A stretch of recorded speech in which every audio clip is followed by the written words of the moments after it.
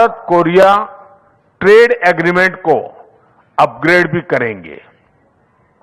Friends, आज हम अगले दशक की सक्सेस स्टोरीज की नींव रख रहे हैं।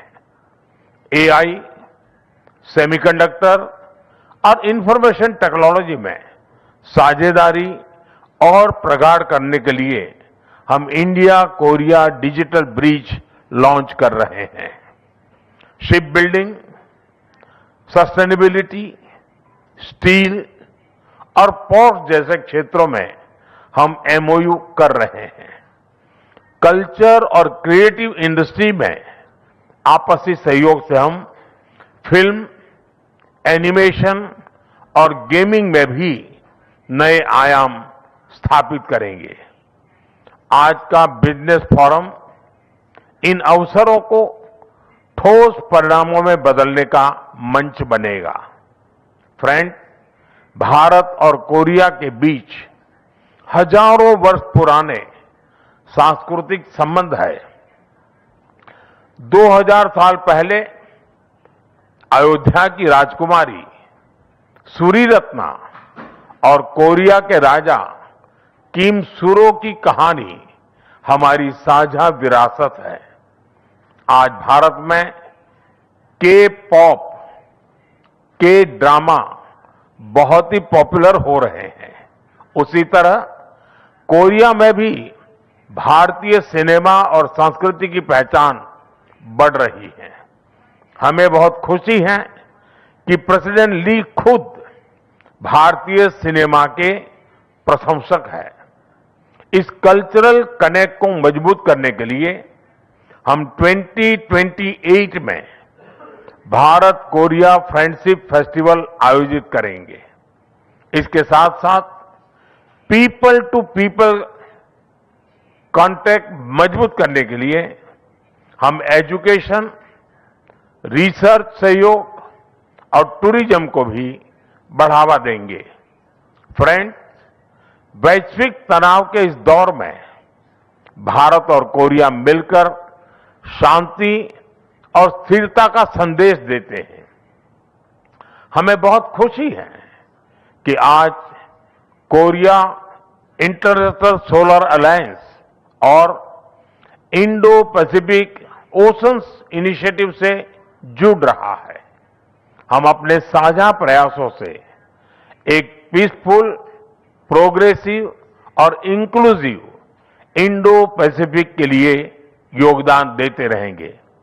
हम इस बात पर भी सहमत है कि वैश्विक चुनौतियों के समाधान के लिए ग्लोबल इंस्टीट्यूशंस में सुधार आवश्यक है। योर एक्सेलेंसी, लगभग 100 वर्ष पहले भारत के महान कवि गुरुदेव रविंद्रनाथ टैगोर ने कोरिया को लैम्प ऑफ द ईस्ट कहा था और आज विकसित भारत 2047 के हमारे संकल्प को साकार करने के लिए कोरिया एक महत्वपूर्ण साझेदार है। आइए हम अपनी पार्टनरशिप से दोनों देशों के साथ साथ पूरे विश्व की प्रगति और समृद्धि का रास्ता बनाएं। बहुत बहुत धन्यवाद। खमसा हमदीदा।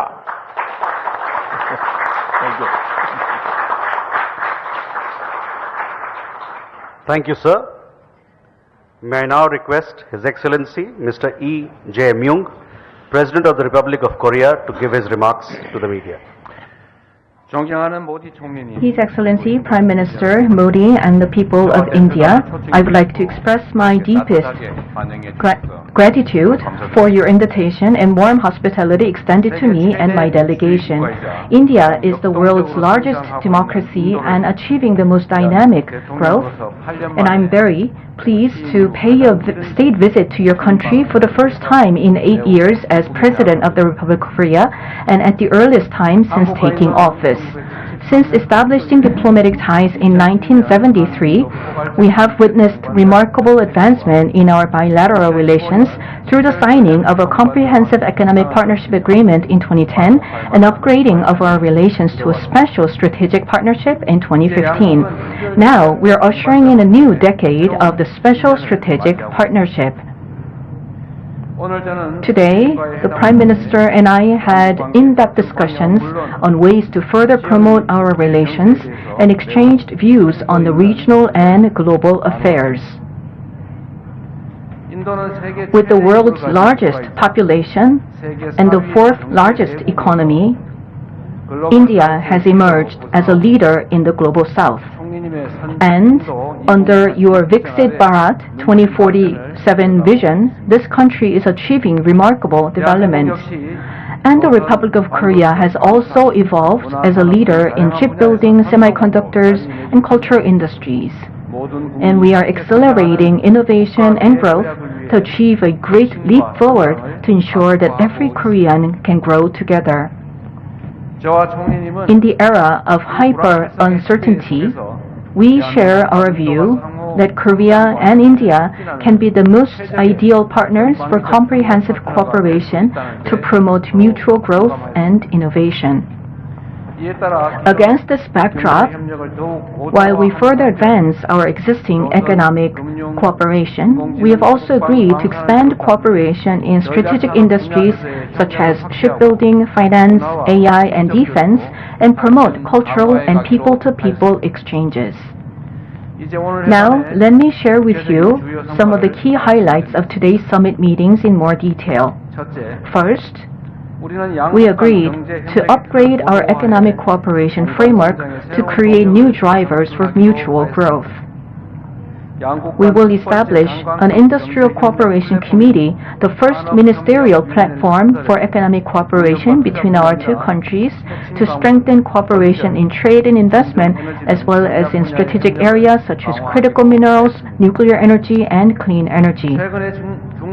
Considering the current situations in the Middle East, we will sustain cooperation for supply stability of energy resources and key commodities such as naphtha.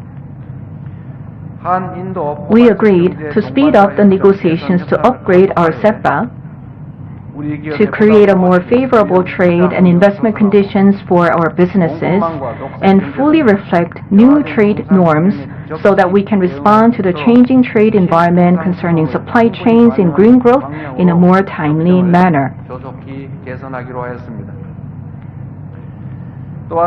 And we will also revise the MOU on cooperation in the field of SMEs to create a working-level consultative body between the Korean Embassy in India and the regulatory authorities in India to provide more systematic support to help Korean SMEs enter India. Through these efforts, we aim to increase the current $25 billion level of annual trade volume to around $50 billion by 2030, and we will strive to strengthen economic cooperation in many key areas, and we will continue to work to this end.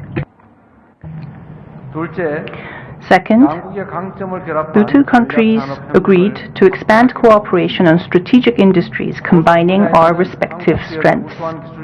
In the field of shipbuilding, we aim to bring together the outstanding technology of Korean businesses and the policy support of India's central and local governments in constructing shipbuilding facilities, securing shipbuilding orders, and providing incentives for ship production, cooperating so that Korean companies can seek new opportunities in the Indian market. In the field of finance, the MOU on cooperation between finance service authorities will serve as a foundation for Korean financial institutions to enter India, which is now the world's third largest. Moreover, the two countries agreed to share eligibility assessment information necessary for the cross-entry of financial institutions and strengthen cooperation in financial services and fintech. Also, through the Digital Bridge Framework, we will build a foundation for AI and digital cooperation between India, with its world-leading AI talent, and Korea with its world-class AI infrastructure. Third, the two sides agreed to expand cultural and people-to-people exchange.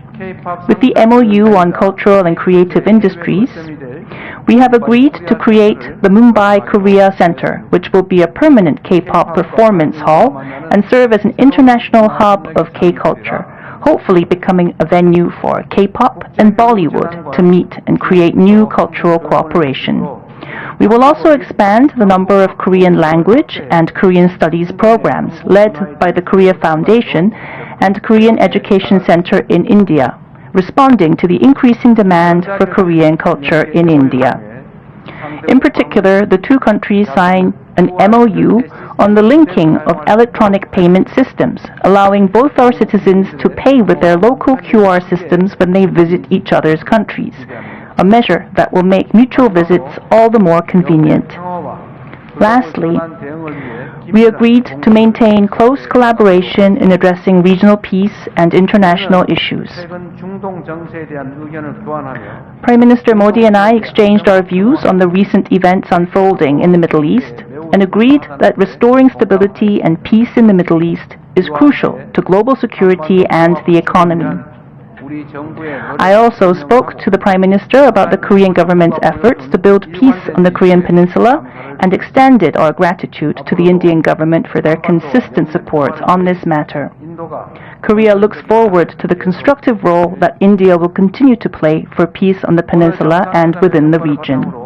The two leaders have adopted the Korea-India Joint Summit Leaders' Statement, which outline the outcomes of today's summit talks. We hope that the follow-up measures will be implemented swiftly so that our citizens will see concrete benefits. I am confident that my state visit will serve as a catalyst for deeper trust and friendship between our nations and create momentum for a new leap forward in our comprehensive cooperation.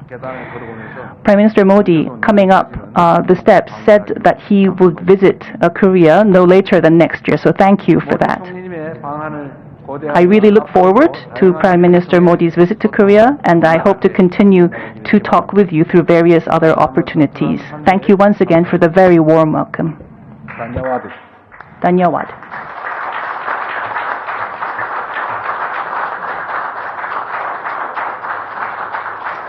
Thank you, sir.